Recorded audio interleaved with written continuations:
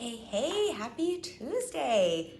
I'm so excited. We've got our masterclass today and I love getting to do these. I love getting to hang with y'all every week, but these are also, I don't know, they feel especially fun because we get to go a little deeper than we usually do. So a couple housekeeping things before we dive in. I will introduce myself and all of that and what we're diving into. But if you don't know what I'm talking about, we have a free masterclass training every month. This month is Your Money Map. We're going to dive into creating a map, a blueprint for your business. We're really looking at the strategy side as well as the mindset for how to generate income in your business in a repeatable way. This is not a formula. This is really, we're going to look at how to think about business, how to think about your strategy, how to apply that to your business. The master classes, trainings, when we have those, they generally run a little bit longer than when we have our regular live that we do every week. So plan on anywhere between 60 to 90 minutes. I want to make sure we have time for questions. So if you have questions, throw them at me.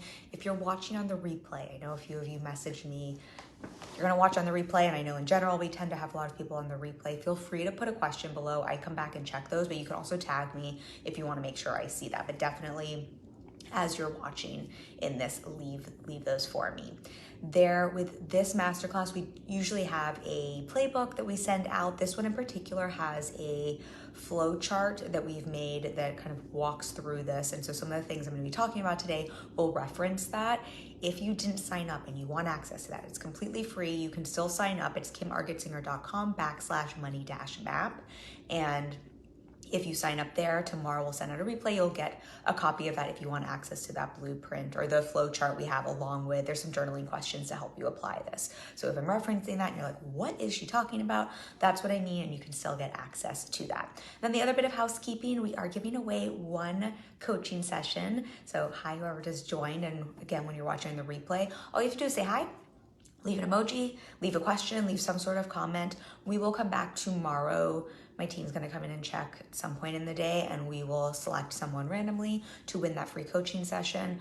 I don't offer single coaching sessions very often unless we're doing giveaways. So it's a great way to get some free coaching. We are planning on focusing around content and copy, both the mindset and strategy side of that for you. Free session. However, if you want to work on something else, that's totally okay. I'm happy to meet you where you're at. So again, all you have to do is leave a comment. I want to thank you for being here. I want to encourage you to be here. And again, for those of you watching on the replay as well, you have not missed out on that. Just leave a comment and we'll come back tomorrow and pick someone for that. We will reach out to you. All right, so let's dive in. And again, as you're all hopping on, hi and welcome. And if you need me to recap any of the housekeeping stuff, let me know. But yeah, just leave a comment and that will get you entered for the free session. I feel like that's the most important thing people always want to know. So if you are new to my world, I know with these, I always assume in the group that everyone here is a friend and has been hanging around for a second, but I know sometimes we have some new faces. So let me say hi. My name is Kim Argetsinger. I'm a mindset coach and business mentor. I help my clients to build, grow, and scale profitable businesses on their terms. We are all about creating success your way over here. And I use a coaching framework that combines clarity, mindset, strategy, and action. So I very much take a holistic approach to business. I heart me the practical strategy and action taking side, but I also really believe in the importance of clarity and the importance of mindset and how those come together to allow you to build a business that's not only profitable, but sustainable and allow you to do so in a way that's really aligned and feels really good and yummy to make that money. And hey, Shari. Sorry, I don't know. I can never find the live video. Oh my gosh. This is popping up. I think it says Malika. Hey, excited to be here. Excited to have you. Shari, I can never find them either. I think it's so funny and like the way they pop up in the group. So I think you are not the only one, but thank you for saying hi. So that is a little bit about me. Anyone else who wants to say hi, I always love to know what everyone else in the group is doing as well. Shout yourself out. This is a great way for you to be visible as well while we're chatting through this. So feel free to say hi and also let everyone else know the work you do so you can connect with other people in the group. So today's training, the reason I wanted to bring this to you specifically, it's a framework on sort of strategy, the way I think about business, customer journey. And I think I approach this a little bit differently than a lot of what is taught in our space. And particularly right now, I'm sure you have noticed, it seems like the algorithm has changed yet again, maybe in our favor, maybe not. Who knows? But I feel like there's always a new algorithm change. There's always some new noise, some new like cool thing that we're all being told like is the strategy, is the thing to learn to make money. And while some of those things are absolutely valid, and I'm not even knocking some of what you might be hearing, I think this can have us very much get into a mode online where we're always feeling like we have to find something new in terms of strategy. And I think it can have us often forget that all strategy works, and it's really the thought process underneath it, the foundation underneath it, that really allows your strategy and business to work. And core business principles, the foundation to business really doesn't change, even if the way we present it, the tools we use to utilize that strategy might change as the landscape online changes. And so today what we're going to talk about is really the thought process and understanding some of those core principles in your strategy so you can make a blueprint, a money map in your business, so you can understand this is the pathway to making money in my business. And while some of the variables might change in terms of how I'm utilizing different points on this map that lead me to making money, the overall pathway, what is underneath that, the destination, as well as kind of that journey, like that's really not going to change as much. And so we're going to walk through that today. Some of this I think is just really core strategy concepts, and then I have some pieces that I apply that I think aren't spoken about often, that I think are really important to make this map really work for you. Because otherwise, if we have a map and it's missing a couple of dots, what happens? It's like really hard to figure out how to get where you're going. So my goal here is not to give you a 5-step plan to making money, but to help you to understand the thinking and the process to creating money in any business, to creating a strategy in any business, so you can make this specific to your business. So the way you use this money map might be very different than the way someone else uses it, the way I use it. I'm happy to give examples for my business. But that, just so we're on the same page here, I really want to invite you to use this as a way to start thinking about your business and really being able to take that look so you can make that map and create that landscape in your business for your money. Shari says, shouting myself out, yes, business strategy and well-being coach here. My philosophy is that you get to be a whole ass human in your business, and I help my clients make more money in a way that lights them up long term. I'd love to connect with some of y'all over on IG. Heck yes. And I love the whole ass human term. And so proud of you for shouting yourself out. And everyone else, I'm giving you permission here. You're not hijacking my live. So now or on the replay, please feel free. That's part of what this space is for. And that's part of what we're going to be talking about today. So if you signed up, you will have gotten a flowchart in the playbook with some journaling prompts. And we're going to use that to take a look at this, understanding the money map and how to create this in your business, and just some ways to think about business. And what you'll notice at the top of the flow chart, if you see me looking off, I'm just referencing my own flow chart here. You'll see I put you in the heart there. And there's kind of like you in a heart with some arms, so to say, that pop out with mindset, mission, and message. And the reason I wanted to have this here before we dive into more of the customer journey you might be more familiar about or you might have heard about before as we're laying out your pathway for making money in your business, this is the part that really is the nucleus to the core of your strategy to creating a pathway to bring in repeatable, reliable income, sustainable in a way that feels really good. And the way Shari was saying, a way that really lights you up long term. And this is also the piece that I see is forgotten in almost every lesson or plan I hear around creating strategy or a customer journey. And I really invite you to start here because you are the nucleus of your business. Yes, your business is about serving clients and solving problems, but if we don't start with you and we aren't looking at that first, it's really tough to build something else out. If we think about having a map, and let's say we're having a map to a treasure hunt, we still have to think about who's holding that map, who's going to traverse this, who's going to make this pathway. There's more than one pathway to get anywhere on a map. We have to think about who's the person holding the map, because that's going to dictate the pathway you take. One person might want to go around the river bend. Someone else might want to climb the mountain based on what their strengths are.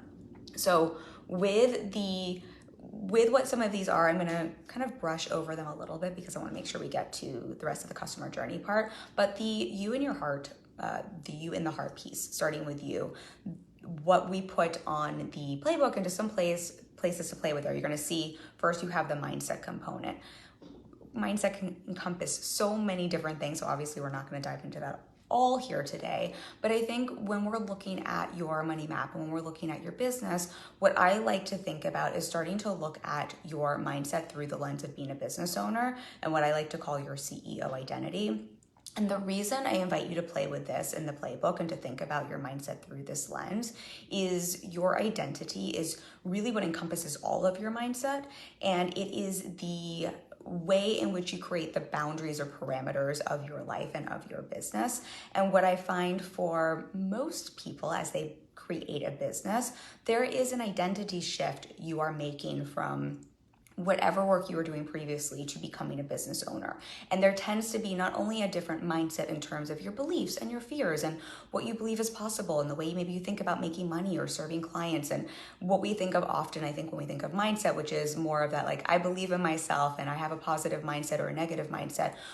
Identity encompasses that, but your identity is also how you see yourself and literally what the word sounds like, how you identify. And a lot of times you are making that shift into a different identity as a business owner. And if we don't consciously make that shift and start to make a shift in the identity and how we are identifying with ourselves as a business owner and our business, it's very easy to run your business with your previous identity and not to run your business like a business owner. Now, there's nothing wrong with another identity. Let's say you were an employee before. Let's say I was an actress before, right? Those are beautiful identities. There's nothing wrong with those. However, they are different identities which set up a different parameter for you in your world. And a little mindset 101 here, our brain really loves congruence and it fights really hard to create congruence in our world, meaning whatever you believe as your identity to be true, whatever beliefs we have, this is sort of like the practical side to manifesting. For those of you who believe in manifesting, there's the woo energetic side, but I think there's also a very practical science-based side. Your brain, your subconscious mind is going to do everything in its power to create an exterior world, your business, your result, that is congruent with your identity, with your subconscious beliefs and those fears that keep you, your mind thinks keeps you safe, but also with how you view, perceive, and see yourself. So part of what we want to look at when we're looking at your money map is first looking at your identity and how are you identifying as a business owner, and taking some time to focus on this regularly, because that really is, again, if we think about identity, this is laying the whole boundary and parameters for your business and for what you see as possible and for what you create. And so if your brain is fighting for that congruence and your identity isn't matching up with what you're creating in your business map, it doesn't matter how brilliantly you lay out a plan, how brilliant your strategy is, your mindset is really going to come in and want to create the congruence of, well, I don't think I can do this, or I don't think I can make money, or I think business has to be hard, or I identify more as an employee, so I want to work all the time and be in the doing. You're going to then create that no matter how brilliant your strategy is and how aligned that might be to something else. So this is something I always invite clients to start with. If you've ever done trainings with me, and we've done longer form trainings, we often speak about identity, and this is why. So we're gonna do like a little sliver of this today, but in your playbook, there is a question for you there and just a prompt for you to brainstorm and play with this. And I would just really tap into, as a CEO, what do you need to believe is true? How do you want to identify? The I am statement can be very powerful, and that's how you see yourself. But I would just invite you to notice this and just even check in with how are you currently identifying as a CEO? What are some of your beliefs? What are some of the stories you're telling yourself around being a business owner, around being a CEO? Is there any opportunity to maybe shift some of those stories consciously so you can start to really shift this core, because that's going to drive how you approach your map, your customer journey, all of your strategy. If anyone has questions now or on the replay as well, feel free to let me know. Just seeing if I have anything else I wanted to share there. I think just overall an invitation to play with, who do you need to be and how do you need to show up? Who do you need to show up as to create the results you really want in your business? And that's something I think it's always fun to know what other people are doing. This is something I literally journal every day. I spend a little time stepping into that identity. And I'm always thinking about what's the next level identity I want to step into as a CEO. So I'm often spending some time asking myself questions, focusing on and journaling around that. Now, the other two prongs that we have coming out of the U in the center here, before we want to get into more of the traditional customer journey piece, are your mission and your message. I really believe that this, along with your mindset, Yes, I love alliteration, so it's really convenient that these all start with an M, but I really believe these three pieces are the core nucleus that everything else comes from. And so yes, obviously your mindset is going to be like, that is like the core of the core of the core, but we're still running businesses here. Yes, we want to have a powerful mindset, but we need to have something to anchor into that. And your mission, what you stand for, why you do the work you do, that is a really core driver for how you want to structure your business. What strategy is going to make sense for you? What offers are going to make sense for you? What business model is going to make sense for you? This is also a key differentiator. Simon Sinek talks a lot about why, and the whole concept of people don't buy what you do, they buy why you do it. And I do believe that's true, but I think so often we think about that more from kind of our personal drive. And I think what drives you to do your work and your mission behind it is really what compels you to stand out from other people. And I think it takes why to a whole nother level. And I know there's going to be someone watching this who's worried that they don't have a deep enough mission. I want to be very mindful here. Your mission does not have to be to save every human in the world. I know everyone here is heart-centered, and sometimes there can almost be that pressure to have a mission that is so big and so outside yourself, and then to think if you don't have a mission like that, you don't have a big enough why, or you don't have a big enough mission to differentiate yourself. Permission to have a mission that feels true and aligned to you. Your mission to start with might simply be to leave the grind of a job that isn't in alignment and to do work that is in alignment for you and to be able to serve other humans really well. It doesn't have to be so outside of yourself. I find for most people, missions tend to expand as your business does and as your capability to spread the wealth, so to say, does. So just to remove some of the pressure there. But I would invite you to think about this, because often your mission, your reason for doing your work, why did you start your business in the first place? Why the specific work you do as opposed to something else? That often will tap into some of the things that really make your business different and allow you to differentiate without trying to be different for the sake of being different. So there's a lot of talk about blue ocean. You might have heard that strategy. We're going to try not to go down rabbit holes here, but this is a way to tap into some of what makes you different, what starts to create a blue ocean for you without striving to be different or worrying about if you're being innovative enough. Sometimes it can be as simple as, why this specific work you're doing? Why did you choose that? Why this and not something else? I know for me, I chose coaching over, I have many skill sets. Coaching was a very specific choice for me over other ways I could have created a business, over other offers, partially because of my mission and what really feels true for me as a human. So just some things to think about there with mission. And your message. We could do a whole training on this, and if y'all want me to, we definitely can. We're gonna kind of touch the iceberg here, but your message is also, I think, so often we hear about niching, and I think niching can or cannot be useful depending on your industry, and I think there's various schools of thought on that, but I think what is really powerful, whatever industry you're in, is to think about your message. And this, again, I think it's such a part of the nucleus for everything else in your business and what creates that money map. So we've talked about you at the core of your money map. We've talked about your mission. That's very much you-centric. When we get into message, we're starting to look outside of you, and we're starting to look at the people you serve and how you, plus your mission and the work you do, really integrate and create something that you are serving your clients. And I think that's what we have with our message. So with your message, and I think there's a prompt for you in the playbook as well, but what I would think about is really thinking about, who is it that you're serving? What is the problem you solve? What is the result or benefit that your work is delivering for people? And I always like to think about, what is the result and benefit that your people are coming for, that they want to pay for? We talked about this in a live stream a couple weeks ago. Jim Collins? I think it's Jim Collins from Good to Great. He talks about companies who have gone from good to great, really big corporations who have exponentially increased over a 10-year period and gone from a good revenue to great, and have just kind of surpassed the other businesses over the course of time.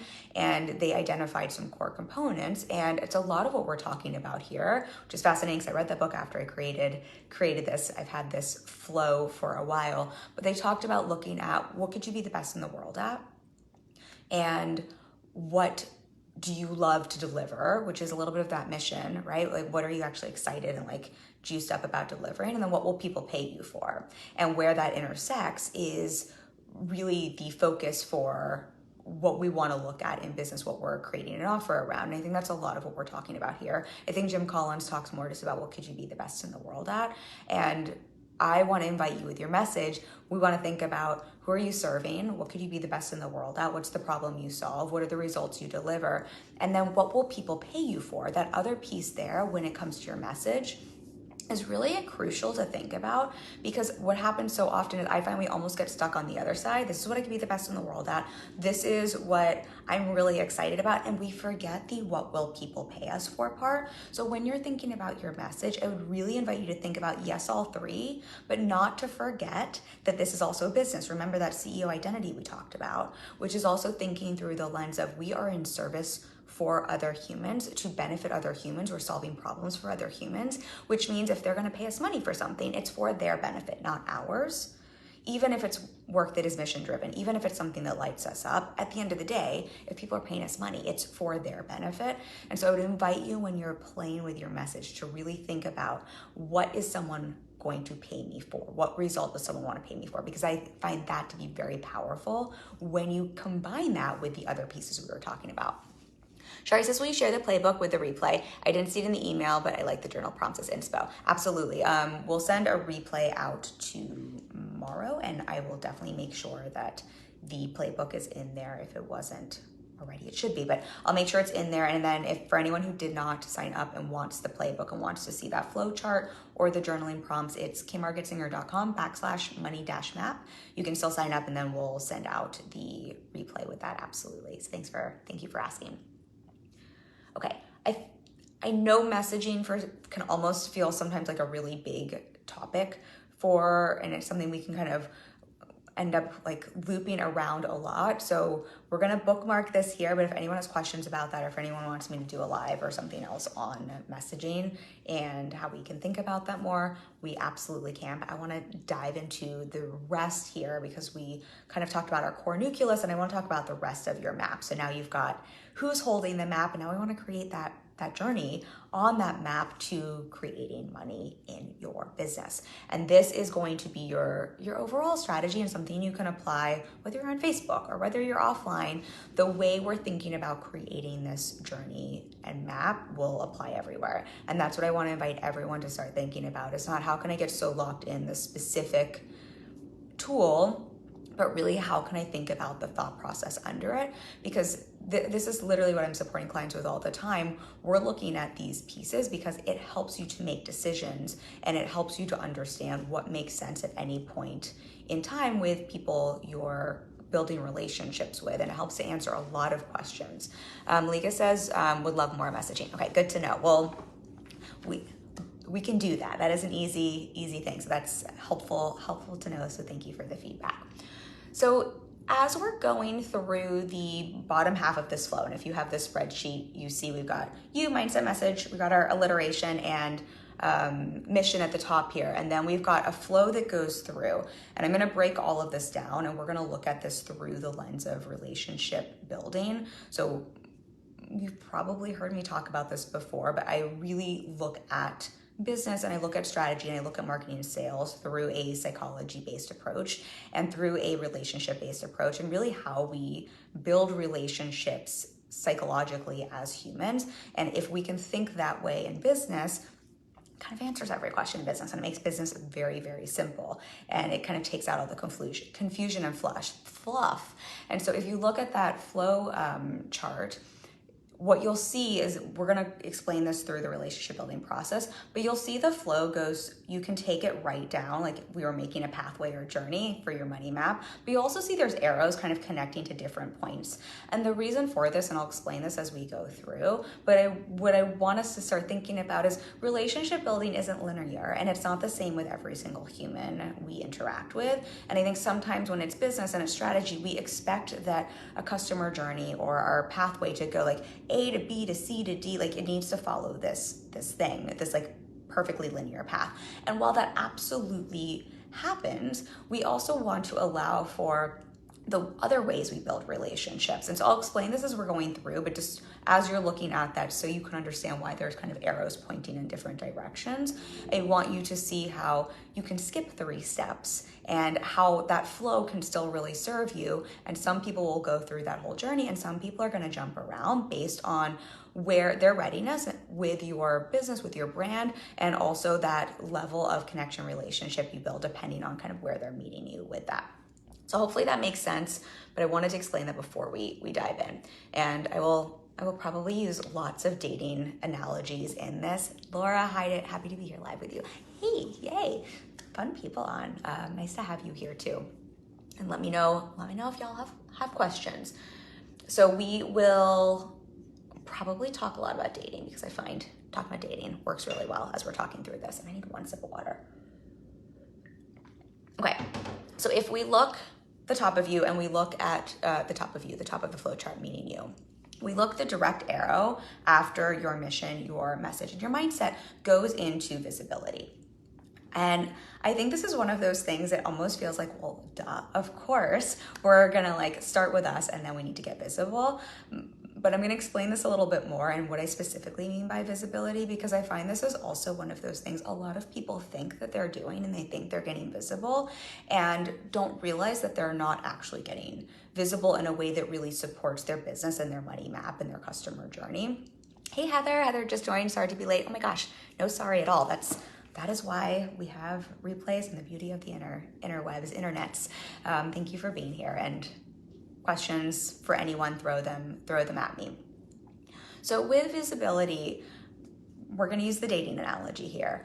What I like, and again, I know this seems so obvious, but I'm going to walk through this because I think it's just helpful to think through, and really to think through building a relationship. And what we're looking at is, how are we literally creating a map that builds a journey with your people and leads to paying clients. And not just paying clients, but leads to paying clients that stick around and either renew or become advocates and word of mouth marketers for you, because that's where the sustainability in your business is. That is the map to the pot of gold in your business that keeps replenishing itself. So that's what we're looking through here. And if we think about building relationships anywhere, if we think about, we'll use dating as an example, we first have to have us, right? Everything we just talked about, we have to have that identity. We have to love ourselves enough. We have to know what we're all about. We have to have our personal message and our mission. Like, we need all of those pieces. And then we have to put ourselves out in front of other humans if we're going to build a relationship. And, I think about Eric, my husband. I met him on Tinder. I didn't just believe in myself enough and do the mindset work to believe I'm worthy of a marriage and a relationship, and then poof, this wonderful man appeared in my life. I did all of those pieces we spoke about, and then I had to get visible and put myself actively in places where my potential person could be. For me, that happened to be Tinder. This was a long time ago. I don't know what Tinder's like nowadays, but back, I don't even know if it probably still is a thing. We've been around for a hot second, or we've been together for a hot second, but back in the day, Tinder was still cool. I think there's other apps now, but I had to actively put myself on this app to get visible. And I say this because what I want you to think about with visibility is, how are you, yes, doing the mindset work, getting clear on your mission, getting clear on your message, and then how are you actively putting yourself in front of your people? How are you actively putting yourself on the path in front of other people, as opposed to, I'll use a non-relationship example. I go to a coffee shop down the street here, and what they do a lot of times is they put a coffee, one of those sandwich boards out in front the sidewalk, and it says something on it and kind of compels you to go in. That's actually how I first learned that coffee shop was there, because it's kind of inside a building, and it's New York City, and you can walk around all day long and not realize something's in front of you. That was them getting visible. However, what I find a lot of people think is getting visible is simply being a coffee shop and having a storefront and having a store for people to go into and thinking, well, I have a storefront, I have a website, I have, a website I guess would be the equivalent. I have that, so that means I'm getting visible. And that coffee shop was not visible to me until they actively did something to literally get in my path, to get in the pathway of their potential client or customer, me, by putting a sandwich board out that had an arrow and let me know they had a shop down kind of the hallway in this cool industrial building here. That's what I want to invite you to think about with your visibility, is seeing this is the first step to building a relationship, right? We can't just love ourselves enough. We have to love ourselves enough and actively put ourselves in front of our people. But I really want you to think about it as the sandwich board and just to check in with, do you think you're being visible because you have a website or because you have a storefront somewhere, or are you actively being visible by putting yourself on the path in front of your people? We're looking for actively being visible. That's what I really want to invite everyone to think about here and start to think about how you can do that. We can do a whole nother live stream on the energetics between being visible, because I love to talk about hiding in plain sight. And if you know me, you know that is a favorite topic of mine. That is another topic, but you can think about, while we're kind of playing with that sandwich board idea, is if you are actively putting yourself in front of people, are you doing so in a way where you want to be seen, or are you showing up and getting visible, but you're kind of hiding because you don't actually want to be seen? So I would just check in there as well with the visibility piece, because that really is the first point of attraction. That is the first point of relationship building for all of us, whether it's in business or whether it's in dating. Shari says, you met him on Tinder. I didn't know that. So fun and such a perfect example of opening visibility channels. So glad that resonated. Yeah, we met on Tinder. This is actually a fun story, y'all. I thought that I was off Tinder. I thought I had deleted it. And we had connected 6 months prior on Tinder. Eric was one of those guys where the girls always asked him out, and I was not going to ask someone out on Tinder, which is probably a little bit of stubbornness on my end. But we connected 6 months later when I thought I had deleted the app, and this message popped up from someone. I was like, what? So very, very fun little story there. But yep, we met on Tinder, and if I hadn't been willing to get on the app and get visible, we would have never met. So I think for everyone hearing a little fun story about how I met my husband, which sounds like a TV show, but also just thinking through the lens of how to get visible. Okay, so now moving down the flow chart from visibility, we go to the first connection. Now again, this is gonna sound so overly simple and obvious, but I want you to also see how simple business can be and how simple strategy can be and how much we love to overcomplicate things. And if you can start to look at your strategy through this lens, you can start to see if you're not creating the results you want, you can start to see where are some of the gaps in your strategy on any platform, right? Whether we're talking about Reels on Instagram, or we're talking about Facebook or LinkedIn, or you're going to networking events, you can start to see where some of those gaps are, but also where you can fill some things in to create this pathway to that sustainable income revenue that's replicable. Heather says, did you share the flow chart? It's in the playbook. If you signed up for the masterclass, Heather, it's in the playbook. If you didn't, if you go to kimargetsinger.com/money-map, when we say there, you can still sign up, and when we send the replay, I will make sure that you get, that we put the playbook in there for you as well. And then there's some journaling prompts in there for everyone also. So the next kind of arrow down here is your first connection. So again, this is very obvious here, but with your first connection, I have a note for myself. So we're gonna actually pause from first connection. No, we're gonna go with first connection, and then I'll pause because I have an important note with my flow chart. With our trainings, y'all, I have way more notes than I usually do, because I'm remind them this part. I get very excited.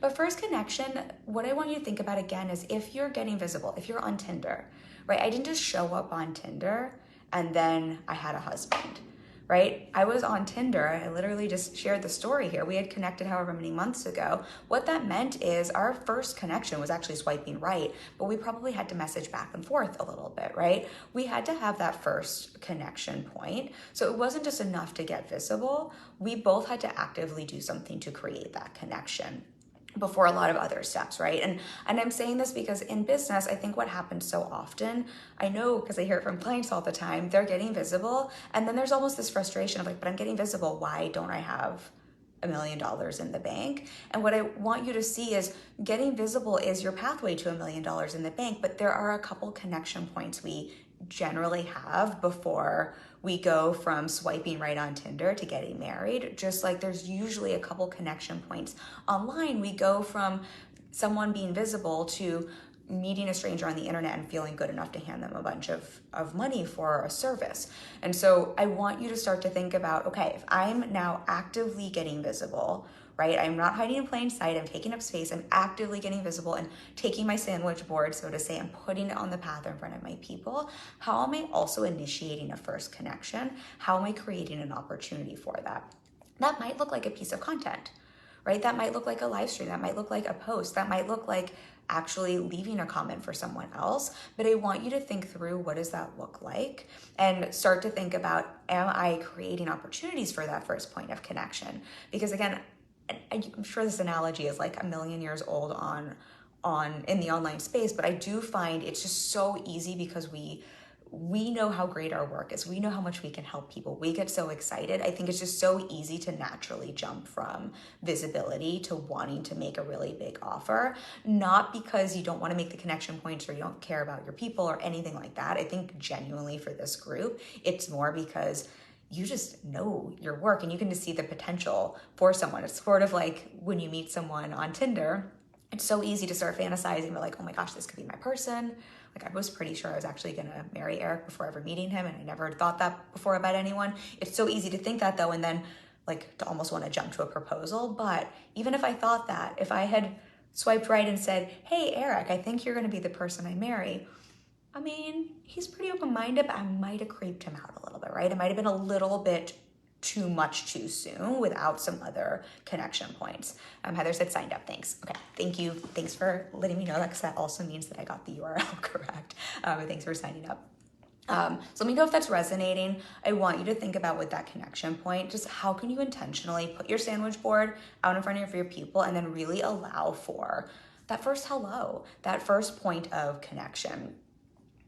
And as we're thinking through this, what I want you to also start to think about is, when you start to identify these different points on your money map in your customer journey, this is also going to help you to understand, when you do interact with someone, you can start to think, where are they on my map? Where are we in this relationship? So you can start to understand what kind of interaction to have with someone. What I think we sometimes get confused with is, we don't know, wait, did we just kind of like metaphorically swipe right? Or have we had 14 dates? I'm not like really sure. And obviously we don't always know if someone's booked a discovery call and you don't know where they came from or something like that. But if you can start to think through this lens, it's going to help you to understand a little bit more, just in terms of how to even interact with the people you're building relationships with. Shari says, haha, I do that with clients, but I don't tell them. I think that, you know, as people who are feeling and intuitive do that as well. I do that also. And I don't know if I've actually I think I told Eric that. So funny. I'm like telling y'all all about my dating history today. One more fun note on this. On our first date, we had like an epic 6-hour first date where we were like googly-eyed, but I went to the bathroom to like powder my nose and literally texted my best friend where I was like, this is the best date ever. I think I'm gonna marry this person. So I do that in relationships. I do that with clients. Shari, I do that as well. And by clients, I mean prospects that I know are my client mates. Totally knew what you were saying. I was there before I even read that. Okay, so going back to our flow chart, otherwise I'm just gonna like wanna gab dating and never get us through our flow chart. So with your first point of connection, what I then want you to start to think about is, if we're going through this dating analogy, after you've swiped right and you've had that first point of connection, you've said hi in your messaging, at a certain point you're going to want to take it off Tinder, right? We had to go have a date. And so I like to think about, and this is literally how you can think about your strategy for pretty much any business. If you look at business strategy, it's following this in some way. We just want to remember to include that first part we talked about earlier. So I want you to think about, what is your first invitation? What is the first date you are going to invite your people onto? That is going to be the next point in your money map. Now, this is where I want to pause and have a little like time out, powwow to think about here. So in the playbook, I invited you to get clear on what is the one offer you're focused on selling right now. And I want you to pause and get clear on that, because that's really going to inform a lot of the rest of what we're talking about here in terms of some of these invitations and the dates we're having with our potential clients, with the people we're building relationships with. And the reason I want to invite you to think about the one offer you're selling is not because I want to limit you, or because you can't be a multi-passionate, or because I don't want you to have lots of cool offers, but I find what can be really confusing, and where a lot of when clients come to me, and a lot of times they're confused and feeling like they're throwing spaghetti at the wall, a lot of times it's either because they're not clear on what we're talking about today, or it's because they're trying to work this money map with 4 different offers. And if we think about a map, and we think about the end of this map, it's your like money pot of gold. Imagine if you had a map, but there were 4 pots of gold on the map, and you had that little like "you are here" star, and then you had pathways to go to these 4 different maps. What would you do? Like, you'd start towards one pot of gold, and then you'd be like, oh, but I have to go over here. You'd be zigzagging all over the place. It'd be really hard to get anywhere if you were trying to reach all 4 pots of gold at the same time. And the quickest way to reach all 4 pots of gold would be to first pick one, get there, get the gold, and then hop over to the next one, right? In fact, the next one might be really close to that pot of gold. It might be a whole lot faster than trying to like go back to the beginning and start all over. Taking this metaphor too far, but I think you all get what I'm saying. And I'm saying this because I really want to invite you to think about, how can you create your money map around one core offer? And we'll talk about how you can splinter that off and allow yourself to reach that money map, that pot of gold at the end, and let that feel really good and abundant before creating another pot of gold. Otherwise, you're essentially trying to run at 2 points, and usually this can slow down your potential for growth. Be sort of like if I was like trying, I don't know, you can date more than one person at a time, but if I was like believing Eric was going to be my husband, and I was like, yeah, but like, let me like hedge my bets and also like date 5 other people at the same time, probably be a lot slower process to building that relationship. So I'm not here to give dating relationship. You're allowed to date more than one person at a time. But when it comes to business, I would highly recommend that. And I'm a multi-passionate. You get to be a multi-passionate. This does not mean forever. It just means build one map at a time. So that's my little timeout here. And I'm saying that because when we go back to thinking about your first invitation, I want you to start to think about, what if you've swiped right and you've been messaging and we're going to have that first date, what is the first date that makes sense as it relates to that one core offer? And I'm saying your first date here, your first invitation here, because I really want you to start to think through relationship building and how we build a relationship with other humans. And if we use the Tinder example, what did not happen was we did not swipe right, message a few times, and have our first date, I don't know, be a 3-day trip to Vegas, or, you know, go away for a couple days. That would have been a really intense commitment if I had never met Eric before, right? For a first date. I mean, again, no judgment. If someone invites you on a first date and that feels good to you, you do you. But generally speaking, we can probably all agree here that that would be a really big leap for a first date. And yet I think in business, what happens so often is we kind of have that like first connection point, and we get to the place where we're metaphorically ready to invite people into our first date, and we're so excited because we see that potential. We know, like, I can help you. You are such an amazing fit. Like, you're my soulmate client. We're going to probably get married, so to say, in business. And we unintentionally spook the people in front of us out because we're like, hey, want to go to Vegas for 3 days? And they're like, hi, I'm not even sure if I know your last name. We've never even met before. So I want you to think about your first invitation in your customer journey, and to think, this is where on the flow chart you can see first connection can go right to offer. So you can absolutely have someone where you haven't, Eric and our first date was epically long and we really connected. That you can absolutely have someone where it's like love at first sight, and that happens. We are staying available for that, and I want that to be a part of your money map, that you're available for that. And someone can go like, it's like being at Disney World, you can take the fast pass and they can go right to offer. And most likely for the majority of people, we have to think, where are we at in relationship with them? If there isn't that love at first sight feeling and we're not far enough in the relationship, we probably want to create a first invitation that makes sense as an easy next step to build the relationship. And so I want you to think about what that might look like for you and your business. I know for me and my business, this might be a first step here, right? Like literally what we're doing here with this masterclass. I would honestly go as far as to say this is my second step, and my first step might be simply inviting you to listen to my podcast or inviting you to join me for a regular live stream, because my podcast is a lot shorter. You don't have to sign up for anything. It's just a much easier yes for someone to like show up for that first date. Just like a first date with someone, it's probably easier to say yes to a cup of coffee or to get a drink than it is to go away for 3 days. Even offering a free call or a free discovery call, that's a pretty big commitment for someone who doesn't know you. So I'm offering this here so you can start to think about, and there's, I think, a prompt for this in the playbook as well, start to think about what's that really easy next step if we're thinking through the lens of building relationships for those people who aren't sort of like love at first sight, ready to jump right to, you know, a deeper commitment. And again, that absolutely happens. I just met someone this week who found me on something and jumped right to a discovery call and hired me. That happens. We are available for that. And we also want to create in your money map lots of availability for everyone else who just like needs a little bit more time to deepen the relationship with you and your offer. So that's your initial invitation. So I want you to think about what could that be for your business. And what's nice here is this means it can look different for everyone. For me, I have a podcast. For you, you might hate podcasting. It might be something completely different, but I want you to think about it's an initial invitation of something you're inviting after you've put your sandwich board out, you've gotten in front of your people, you've kind of waved and started that first connection. You're asking people onto a first date. You're asking someone to take a little bit more of a commitment with you, spend a little bit more time with you than they previously had, and start to think through what that might look like. From here on here, we have the micro commitment. So micro commitment, if we're using our dating analogy, I think about this sort of like dating, going steady, or like, you know, we've gone on a couple of dates, and so it's like we've gone from like maybe we've had a coffee date to like we could go to Vegas for a few days, or we, you know, could have a really romantic dinner.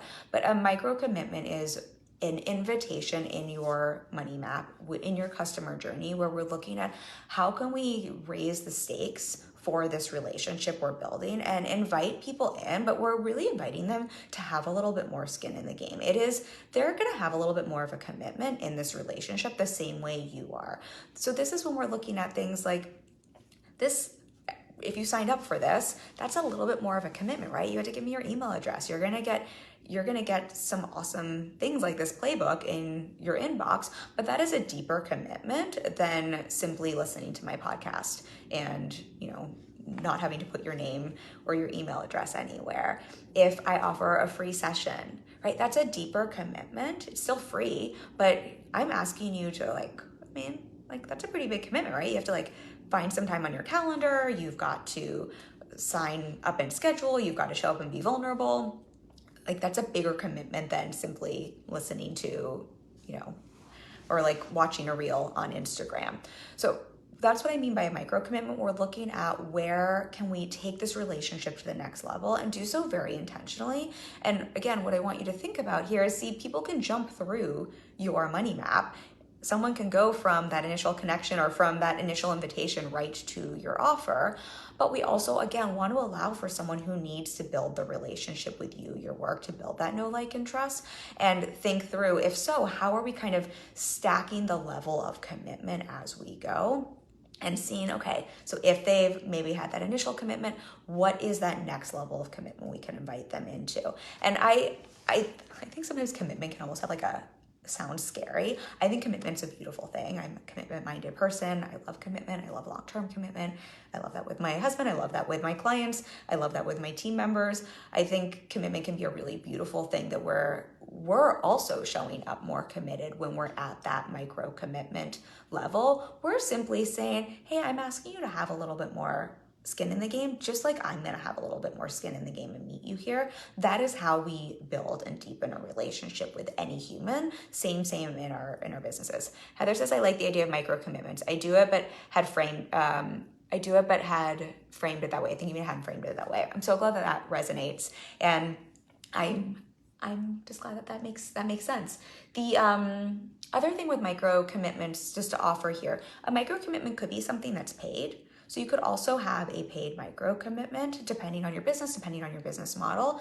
And what I would say here, because we just talked about having one offer. So this is where I want you to see how we want to understand this as like the whole concept and as the whole strategy. If you have your core one offer, a micro commitment might be something smaller that you've kind of splintered off, that you're asking someone to put a little skin in the game to deepen the relationship, to build some trust before you ask them to commit to your larger paid offer. So this is, if you've ever heard the term tripwire, this is where a tripwire might come to play. A tripwire is if you signed up for this training on the thank you page, we have a tripwire. It is a lower cost course that asks you to spend a little bit of money. You get a ton of value from that. It's going to deepen our relationship, but I'm asking you to make a micro commitment. I'm asking you to put a little skin in the game, just like I'm putting a little more skin in the game because I'm delivering a lot more packaged value there. And that's going to help us both nurture that relationship together. So you're more likely to understand my work, to know, like, and trust me, to want to work with me, or to want to work with me in the larger container, the larger offer. But it's all in service of that one core offer. So I want to explain that here because I think it can also be confusing if we're like, wait, you just said have one core offer, now that seems like another offer. I want you to see how a micro commitment with a price tag is really in service of your larger offer. I would think of it more as splintering something off.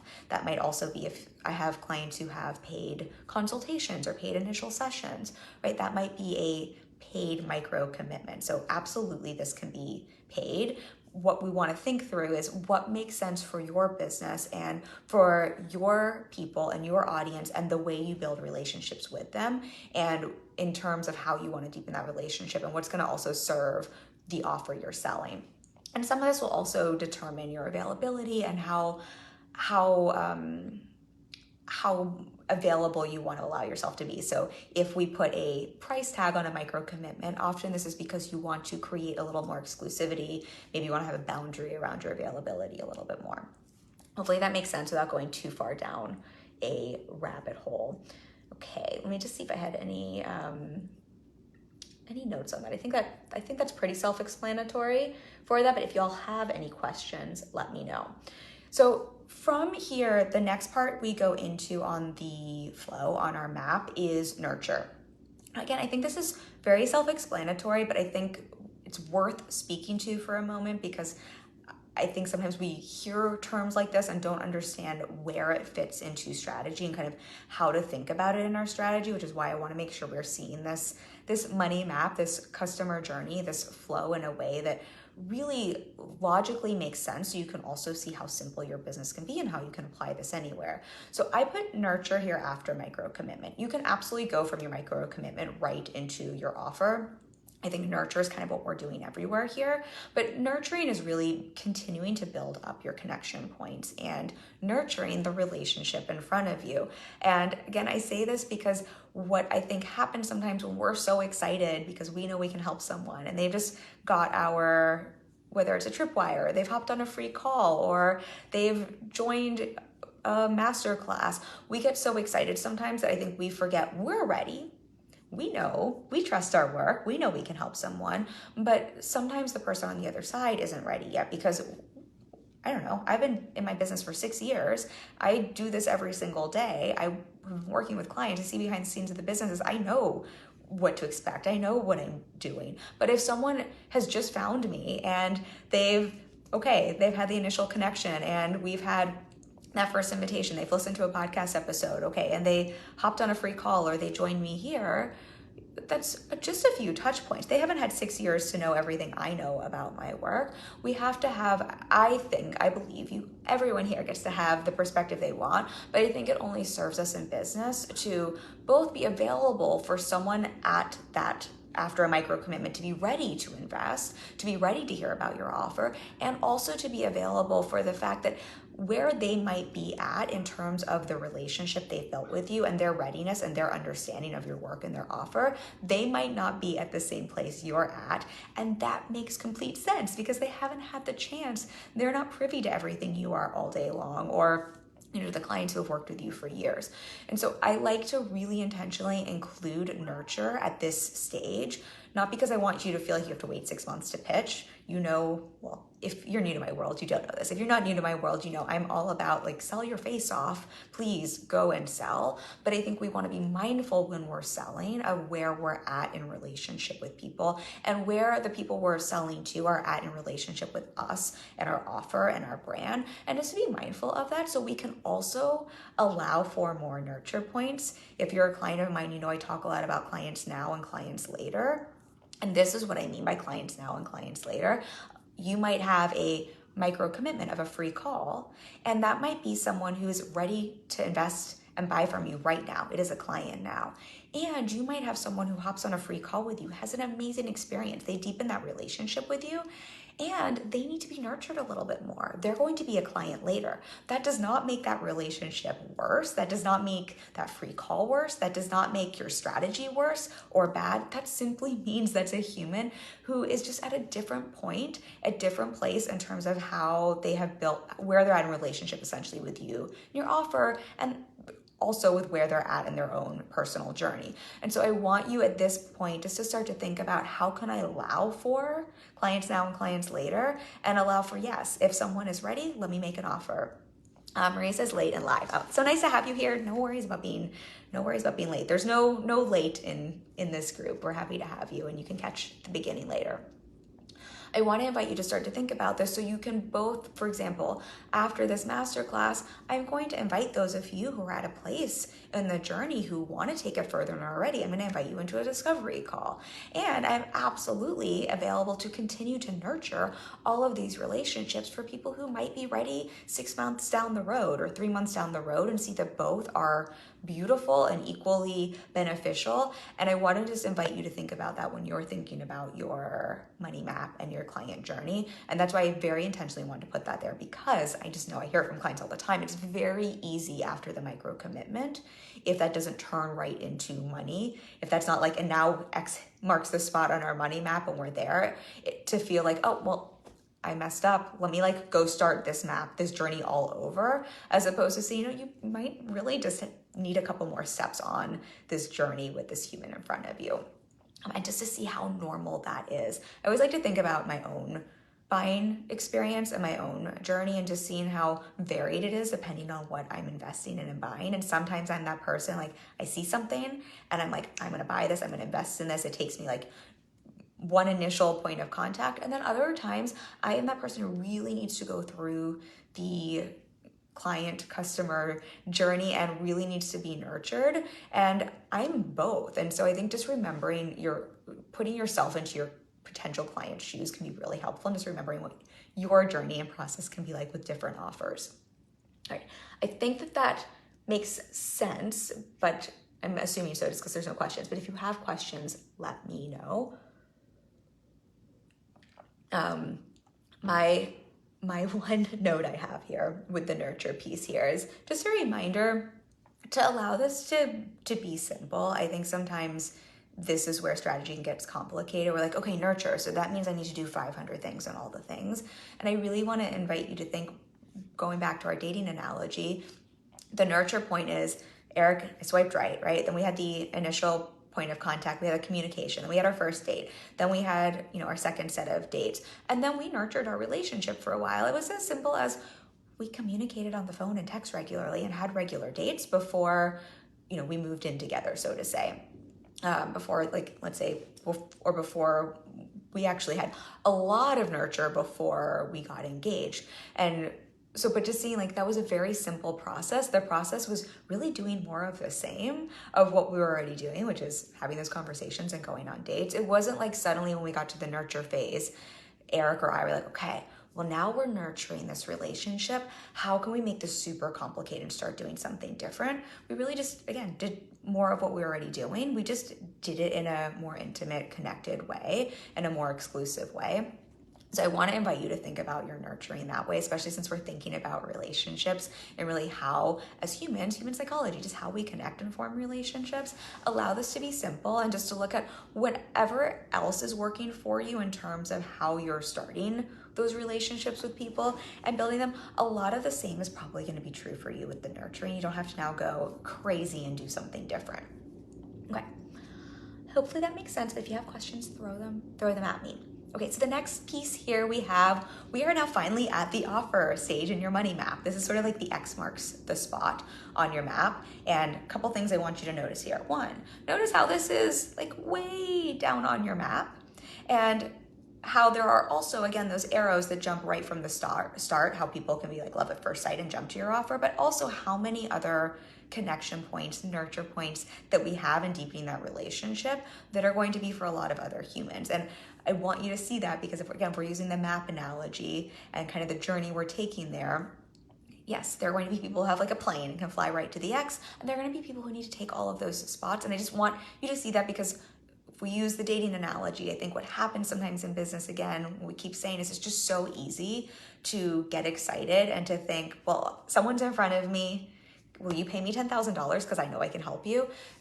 Or like, hey, I know you're going to be my person. Will you marry me? And it's just too much too soon. And we forget all of those points we need to have, even if we're ready. So I just want you to notice where that is on your journey, on your money map, but also allow for that other availability. I also want you to notice that there are a couple steps that come after this that we're gonna chat about, that we're not done after we found the treasure. Laura says, loving this conversation. I always love a good dating biz metaphor. Really, I was telling a client today, Laura, don't you feel like all of business can be described through dating or fitness? Like 90% of business is like a dating or fitness health analogy. So, for everyone here, if you're ever stuck on business, that's how you can think about things. And I say that just to also for everyone to see business doesn't have to be as complicated as we want to make it. Even what we're talking about here, I'm trying to break this down so that you can look through this and just put some practical, tangible strategy and action steps into your business. And so you can also start to make decisions when you're in relationship with potential clients and start to see kind of like, okay, if I just met this person, what makes sense as the next step or the next invitation to help you siphon out the noise that tends to be from online. But even if we're looking at what we're talking about here, I'm taking a couple steps and breaking them down for you. It's still pretty simple here. Laura says, yes, LOL. It's really true. I love me a good dating or fitness analogy. So with the flow chart, because I'm a distracted cat, I want you to see there's two things here. We have offer and we have next level offer. Laura says, I can't stop seeing the dating analogy. I always see it in my business and in my coaching. My clients are probably tired of dating references. Nah, keep bringing them. They're the best. I think dating is. I think all relationships, but Laura, I think just for everyone, I really actually appreciate you sharing that because it's what we've been saying kind of through the whole class. I think we sometimes forget that business is all about building relationships. And if you understand people and if you understand how we build relationships and human psychology, that is what business strategy is all about. I know before I came into business, I thought, well, I don't have an MBA. And I thought that was going to be a hindrance. And what I realized is, oh no, but I have a psychology degree and graduated top of my class with a psychology degree. I studied literally human behavior, facial expressions in college. And then I was an actress, which is all human behavior. That's all business is. And I'm sharing this for everyone here. For anyone else who's like, oh my gosh, I don't have an MBA. Business must be complicated. That person online said I need to do this crazy thing and they're trying to make it sound like a hard secret. I want everyone to see, like, if you know people, and everyone here who's heart-centered and empathetic and service-driven, you probably know people pretty well. That is the core of business, and that is the core of business strategy. It really just mimics, all we're doing is building relationships and connection, and it mimics how we interact as humans because we're selling to other humans. Laura says 100%. Lika says so many love dating and relationship talk. Yes, I'm also like probably, I like to go off on tangents. So I will bring us back to focus, Malika. So going back to our flow chart, we're looking at the offer and next level offer. So I split this out for you. Again, we talked about having one core offer, and I really want to invite you to have one core offer, but to see how one core offer can have a couple, it can be splintered out. And so we talked about the micro commitment as maybe a tripwire, or you might have a paid, step invitation and something you've splintered off. When you're making offers, again, just thinking about the relationship analogy, if Eric asked me to marry him, right? That might be his offer. And then there's going to be a next level offer, which is actually getting married and like being in that deeper relationship. Or we might have a first offer of, do you want to live with me? And then the next level offer might be getting married. They are still part of the same core offer, but they've been broken down into what is the first step that makes sense with where we're at in relationship that's going to naturally make sense as the next level commitment before we offer this next thing. And so I put this in the flow chart here because I want to invite everyone to think about this. This is something I'm always supporting clients with, is looking at their offer and how we can really make their offer easy in terms of continuing to build the commitment level and that safety in the relationship with their clients. Because again, remember, we feel very safe on the service delivery side because we know our offer, we know our work, we know we can help someone, but that doesn't always mean the person on the other side is at the same place in that journey and understanding that commitment and relationship yet. So the more you can start to think, how can I take my core offer and break this out? And this might not be applicable for every business. So if that's not your business, don't worry about it. But for those of you who have a business model where this would make sense, if you can start to think about what is something I can offer as that initial large commitment before kind of that next level offer, it can often really support the level of the deepening of the relationship, the commitment. And what happens psychologically when we create offers this way, again, all with one core offer. I'm not talking about create one program and then another program that just has a different price tag. I'm really talking about how, I'll use myself as an example. I have a 6-month coaching program. I offer a coaching intensive. It's really the exact same thing as it's splintered off. If you take my 6-month program, we start off with that intensive. I've literally just splintered that out, but it's an easier next step commitment. It's move in with me instead of live with me for the rest of your life. In the dating analogy world, it's all part of the long-term commitment, but it's just splintered off to make it as an easier next step. And what happens psychologically when we're doing this is if your business model and offer allows for something like this, what you do when you create a smaller offer like this and an easier yes and next step, first you make it just easier for someone. It's far easier to say yes, let me move in with you before saying I do forever. I know for some people's religion and for some people's backgrounds that doesn't feel true, but with my background that felt true.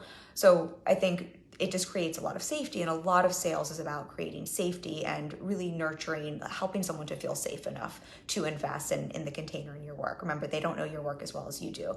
But what also happens psychologically when we're doing this is if you say, hey, I've got this first level offer and splintered it off for my core offer. And in this, we're going to do X, Y, and Z. I'm going to help you with that. And you're going to put an investment down. That's already a scary step.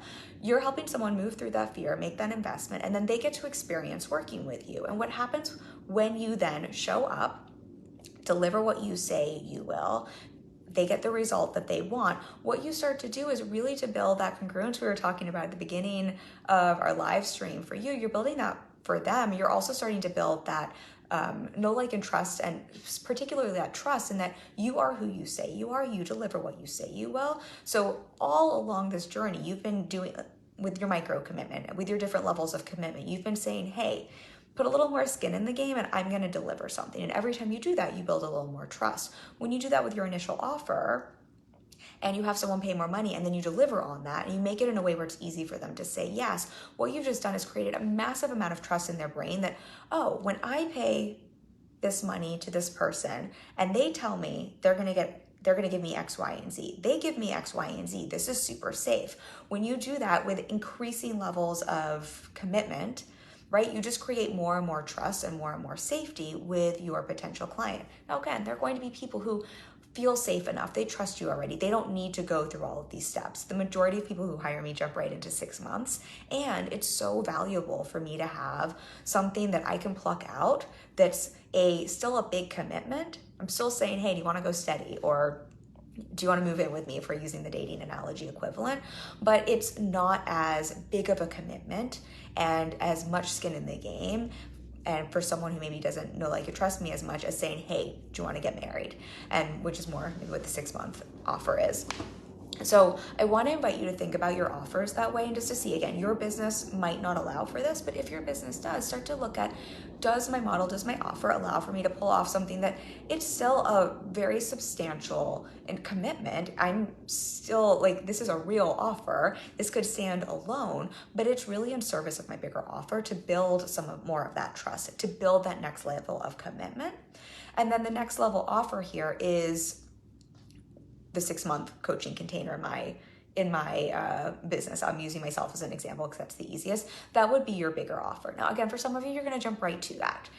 This is not true for everyone. For some of you, this might also look like, let's say you have a 3-month coaching package, and then the next level offer might be continuing to work with you, or that you have a longer program after that.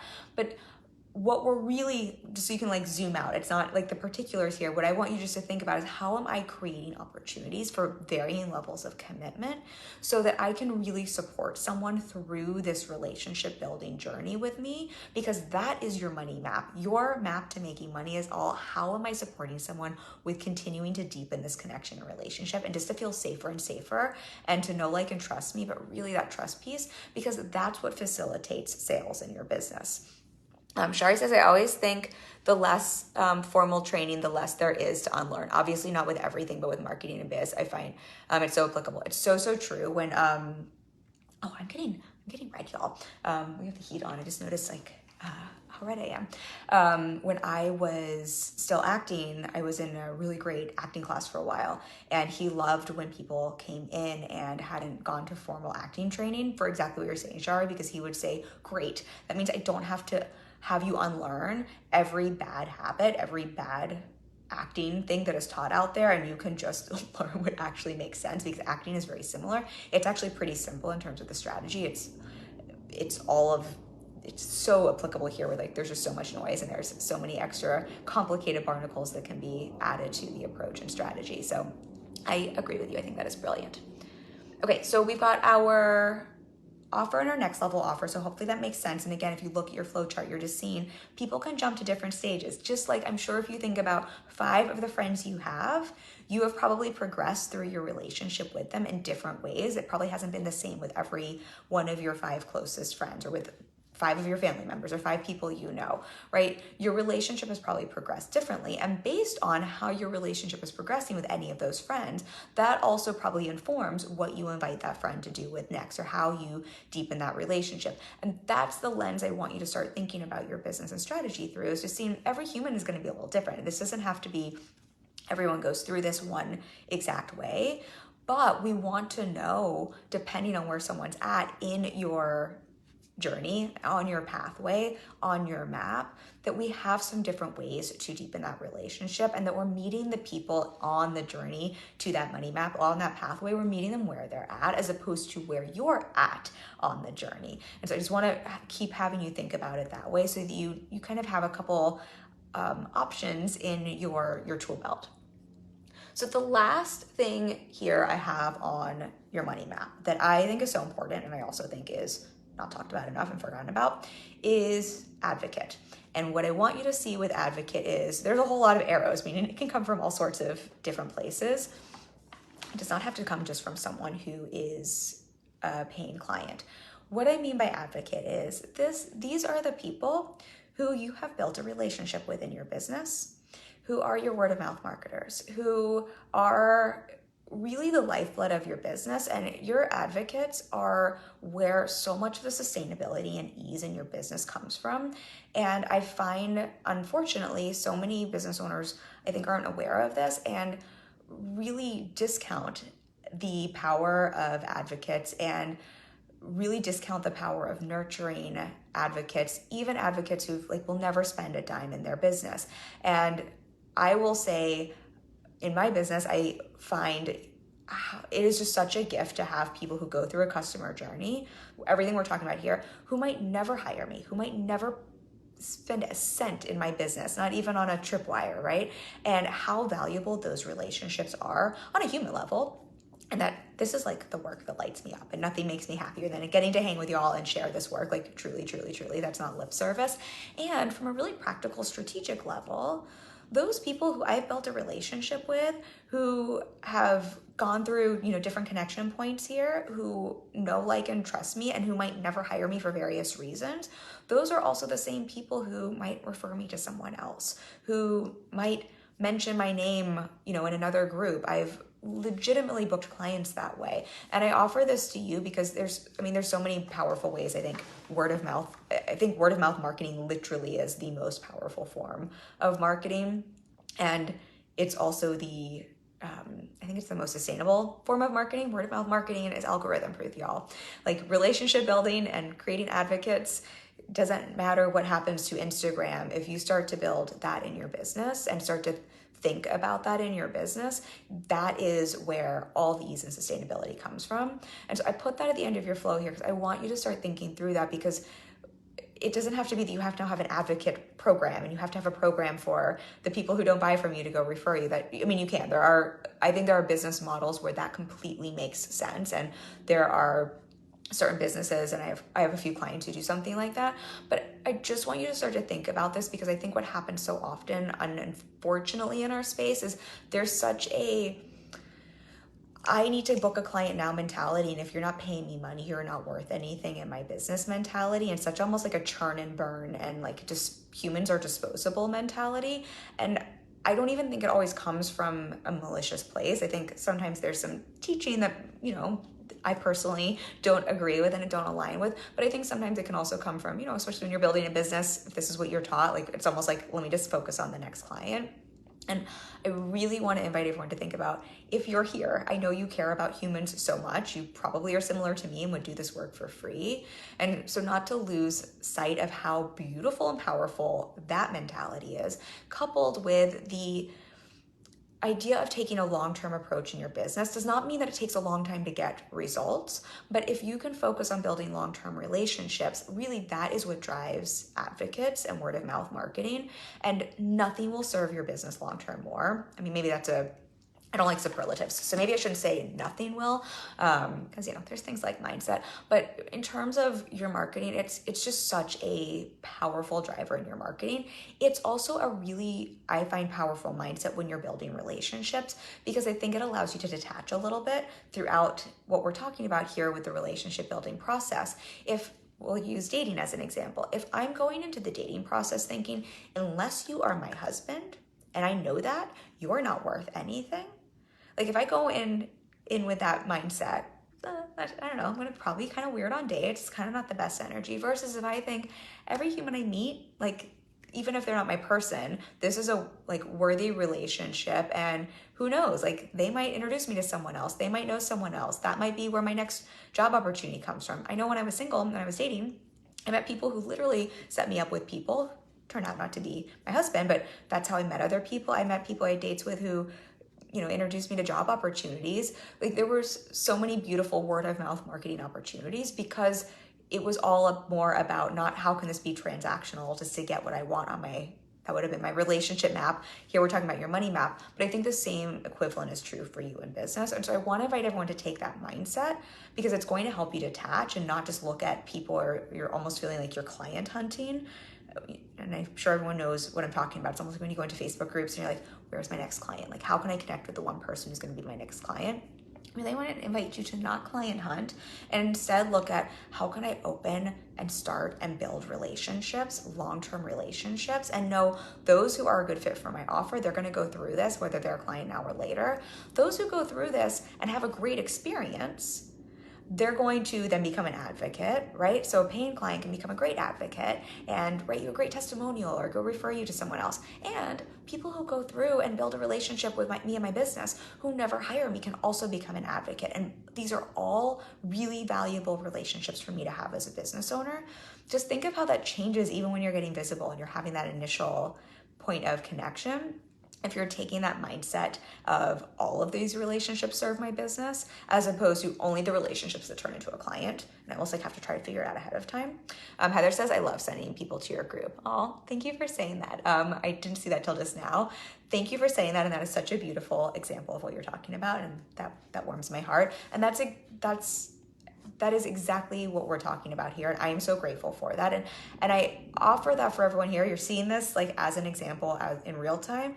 And from my perspective, that's such a beautiful energy exchange, right? Like that to me feels like an even energy exchange. The same way when someone enters my long-term coaching, there's an energy exchange of money because we have a different level of relationship and support they're getting. So I wanted to close our money map and flow with that to see after you have X marks the spot and you found the money, you're not done, right? With your paying clients, we want to think about how can I serve them so damn well and really encourage this like keeping a client and repeat clients. We talk about that in sellout without feeling like a sellout. I think that's a part of sales we forget about, but also that advocate word of mouth marketing, but also for the people who never become a paying client, how can we take that mindset?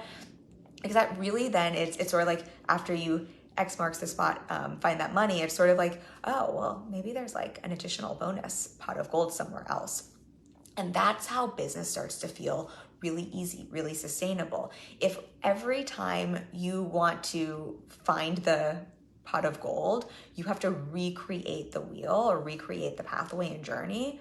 If you have to do that all the time, that's not very sustainable. That's very exhausting. If you're kind of letting that run, but there's almost like a little, I don't know if leprechauns a pot of gold. I'm like running with my analogies today, y'all. We've been live for a long time, so you don't mind my brain. But it's almost like if you have a regenerating pot of gold, then that's so nice because then you can keep having new people come to the pot of gold. But it's so nice if it's regenerating. Serving your clients really well, keeping a sale, having repeat sales, that next level offer, but then also those advocates. That's how you have a pot of gold that feels like it's replenishing itself. I share a lot in here how I'm super blessed. I've been fully booked for years in my business. We make multi-six figures. I think I have the best clients in the world. I have amazing clients. Part of what makes my business feel really easy is everything we're talking about here. I have a lot of clients who stay. I have a lot of clients now and later. So I have clients people I've connected with 3 years ago who pop up because of everything we're talking about. And I am also really blessed to have people who do, word of mouth marketing for me. And that makes business feel really, really easy. If I was always just relying on whatever's happening on Instagram with reels or whatever, y'all do yourself a favor, go look at my Instagram account and look at like how some of my posts literally get 3 likes. If I was worried about that all of the time, my business would feel so exhausting and draining, and making consistent multi-figure months would feel impossible. It would feel draining, as opposed to it feels very sustainable and easy because of everything we're talking about, because I'm focused on the relationships. I also know those relationships pay off now and later. And this end piece here we're talking about that really serves my business. So then, of course, we pay attention to the algorithm. We pay attention to things that make sense, the tools and the levers to press to support getting visible and to support building relationships, but they carry so much less weight than if all of the weight is being put on them to be the lever. Okay, let's see. Marie says, maybe I need to reevaluate saying waste of time in my phone next to their time if I give them a couple of bids and they do not book. I love you for sharing that. Yes, if you're putting waste of time next to their name in the phone, I would offer lovingly that maybe just reevaluating the frame, and maybe it means in terms of time, maybe it doesn't make sense to follow up with them as a potential client, but then also how can you close that out in a way that's really positive so that you're really honoring the time and commitment they've, like this is for not just for you, but for like anyone, the time and commitment they've had with you. If I had a sales call with someone a little while ago where I'm really, really big on fit. We did a live stream on this and they weren't a great fit. And we just talked about that. I was like, hey, are we both feeling this isn't a fit? But it was so important to close that out in a really respectful way where it was respecting the person's time as much as it was mine. And who knows, like if they're going to be a word of mouth advocate or not. But I think just even for me, it felt so much better to think I want to honor this person's time as much as I'm honoring my own time, because in many ways it's more, I always think like it's harder for the person who is talking to us about investing than it is for us. Like, yes, if our time is limited and valuable, of course, that is true for me, that is true for you, that's true for everyone here. But again, I already know what's going to happen on the call. I already know what my offer is. I already know everything I know about my business. Whoever's coming into it, like it's just such a bigger kind of risk for them. So anyway, not to go off on a tangent, but I think thinking through that lens can help maybe have a little bit more grace for people who feel like a waste of time. But that did crack me up, and as much as I love that you do that, yes. And Shari says, yes, what about client for later? I love that, Shari. I think that's a great frame for it. Client for later, or like even if we're using the dating analogy, it's like maybe it's client for later, or maybe it's the next person who refers like the best dreamy client ever. It's really fascinating. I will close on this thought. I don't know if it was a year or two ago, I had a sales call with someone, and they were wonderful human, not a great fit for my offer, and kind of everything we're talking about here. And I don't know, a month or two later, I got someone reached out for a discovery call. It was a referral, and it came from that person. They never worked with me. Like, they weren't a great fit for my work, but they literally referred a good friend of theirs who was a good fit for my work because of, and it was just like such a great piece of evidence for me of everything we're talking about here, where that was not a waste of time at all. That was a beautiful relationship for someone who just wasn't a great fit for my work, and like great thing to be able to be clear on. But how beautiful is that it literally turned into someone who was like a client who worked with me for a really long time. And I know everyone here's offers are different, but my offers are not inexpensive. This was a client, I believe, who renewed, well, at least 2 or 3 times. This was a little while ago. But if I think about what my offer is, how that one call that didn't, who wasn't a fit, if I think about in terms of the monetary value of that no and that not fit client, what that meant for my business, we're talking over, I don't know what my rates were at that time, but let's just call it over $20,000. That's over $20,000 of revenue in my business. And so I offer that here for everyone, because I think sometimes it's like hard to make that connection. Just like the dating example, if you go on a date with someone who's not a right fit, but their brother is, or their sister, depending on what your dating preference is, right? Like that one connection can be the connection point to what is right for you. The world works in mysterious ways. You never know who you're going to meet. You never know how one connection leads to another. And I think just to remember, everything we're talking about here is your business is really built on relationships and connection. I always say the sustainability in your income in your business is really as strong as the connection, the depth of your relationships. And I think just remembering how like it is just fascinating how meeting one human, you're open up to their whole network, and how that one human can change the entire trajectory of your business. My first year in business, I had one client who was just like, she was my advocate for days. She referred me everywhere, and I swear that was like what helped half of my like fully booked roster happen. No one's ever gotten more gifts from me than she did. So I give clients a gift or send them something if they refer someone to me, but she was just referring me in like every Facebook group, everywhere, all the time. And I say that here because that was one person, that was one advocate. And so for everyone here, like one person can, if they have a big network, that can change your business in so many ways. Okay, let's see. Heather says maybe a great, yes, collaborator too. Exactly, a colleague or collaborator. And I think nail on the head. Thank you for adding that point too, because we didn't talk about that as well in here. And I think we forget how that can absolutely be another beautiful way for that advocate role to play out. Laura says, I also like thinking a member of my audience. They like my stuff, might refer to my group. They are a fan. Even if they never pay me, they're still part of my audience, and that's valuable for both of us. It's exactly this, Laura. Thank you I think that's so well said. And I think even what we're talking about here, what you're saying, Laura, like a part of my audience, and that's valuable. For all of us who pour content out into the world, how good does it feel when there are people consuming your content, when someone leaves you a comment, when I'm on a live stream and y'all engage with me? It's why we want to give you gifts for joining, because I want to encourage people to be here, and I know your time is valuable, and it makes my life it's like such a joy to do this, but it's so much more fun when I get to engage with y'all. Like I legitimately love getting to have you in my community, whether someone hires me or not. And so I think that's everything Laura is saying, just in terms of some of the value there that is easy to forget. Y'all, like that's like my love language is connection. So that makes my heart happy. Laura says, yes, love that reframe, Kim. You never know. You really, really never know. Learn that in acting.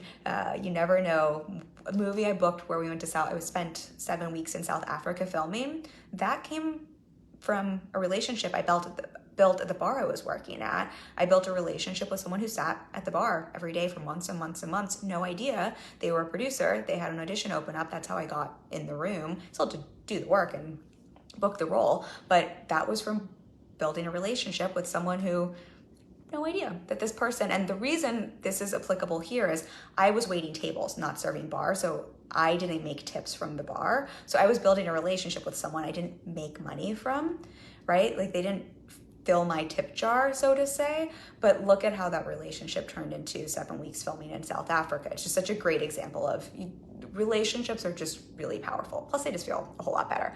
I like the mindset of treating people with respect. Amen. I am with you on that. And I think that is a beautiful button to close this in, and that I know you've taken sellout without feeling like a sellout. That's really the approach I like to take to sales is how can we take a heart-centered service-based approach, not from a place of cowering back, not from a place of I now need to people please or bend over backwards, but really how can we treat the humans in front of us with respect and empower them to be the humans they are, respect their time, treat them like smart individuals. I think that just can change so much, especially in, unfortunately, our current day marketing landscape where I think sometimes that gets forgotten. If you can take that lens and then what we were talking about today, that approach of really building relationships and doing so consciously, you're going to stand out. Your money map is going to be the biggest pot of gold at the end.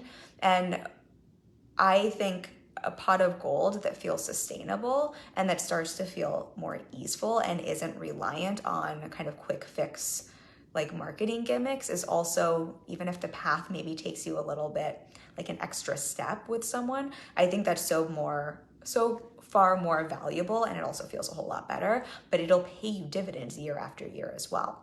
So I hope this is helpful for everyone. Thank you. I know we've been live for 90 minutes, so thank you so much for your time. I respect your time. I value your time. It means the world to me. And also just so grateful for getting to have like the chiming back and forth. For those of you, again, who didn't get the playbook and who want that, like the prompts, but also want that flow chart in there just for a visual, it's kimmarketsinger.com/money-map. If you sign up for that, you can grab that. We will send a replay tomorrow and you'll get access to that. If you're watching now or on the replay, if you've left a comment, you are entered to win a free one-on-one coaching session. We will pick someone tomorrow for that. So I'll probably pick closer towards the end of the day. So I know we have some people in Europe who messaged me who said they wouldn't be able to watch till tomorrow. So don't stress about that. Just leave a comment there. And then for any of you here who are at the place in this journey where you are in relationship with my work in a way where you're like, this is my jam. I know this is a good fit. I know I'm in a place in my business where I would like some more support with the clarity, mindset, strategy, and action that goes into building, growing, and scaling a profitable business that's sustainable, that makes me money in a way that feels really good, that's also respecting me as a human, but also respecting my people and thinking through business in a way that's really logical and that also honors me as a smart business owner. That is the work I do. That is what I love to support clients with. I am generally fully booked, so I will drop a discovery call link, and I would invite you to book a call if that's something you're thinking about so you can get in sooner rather than later. We do have intensives opening up next month. So I always open up an intensive. Next month is April, so we definitely have an intensive available for April. I might open up an extra intensive just because they're fun. And so I would book a discovery call if that's something you're thinking about. I always say, even if it feels like you're not sure or you're not sure if an intensive's right or long-term coaching, book a call. I'm very, very, very big on fit. A lot of my clients work with me. Majority of them, 90% of them have renewed with me multiple times. Many of them have been with me for years. So it's really important to me that we're a good fit. I'm not going to propose marriage to you if it doesn't feel like it's a good fit. So book that call anyway if you're curious. And I promise if it's not a fit, I will lovingly treat you with respect and point you in the right direction. I have a lot of clients I work with who are incredible coaches, so if I'm not a fit, there's a very good chance I know someone else who is.